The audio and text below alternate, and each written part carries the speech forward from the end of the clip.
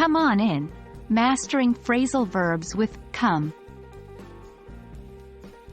Hello everyone. Welcome to our English language learning series. Today, we're going to explore a very interesting topic in English. Phrasal verbs with come. Phrasal verbs are combinations of words that, when used together, take on a whole new meaning. So, let's dive into it. Phrasal verbs are unique phrases in English where a verb is combined with a preposition or an adverb.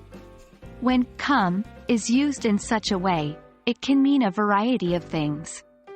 Understanding and mastering these come phrasal verbs will significantly enhance your fluency and naturalness in English. For example, come up with doesn't have anything to do with upward direction. It means to suggest or think of an idea or plan. Interesting, right? Let's take a look at some common phrasal verbs with come. Come across, to find or encounter something or someone by chance. Come up with, to suggest or think of an idea or plan. Come into, to inherit. Come by, to obtain or get something. Come around, to change one's opinion or start to agree with someone or something. Remember, context is key when determining the meaning of a phrasal verb. Now it's time to put your knowledge to test with a matching exercise. I'll give you some sentences and your task is to match the appropriate phrasal verb with come to each sentence. Let's start. 1. I finally, blank, a solution to the problem. 2. She, blank, a vintage record of her favorite band at the thrift store. 3. After his father's death, he, blank, a large sum of money.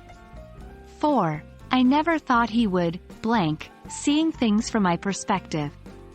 5. It's not easy to, blank, authentic parts for such an old car.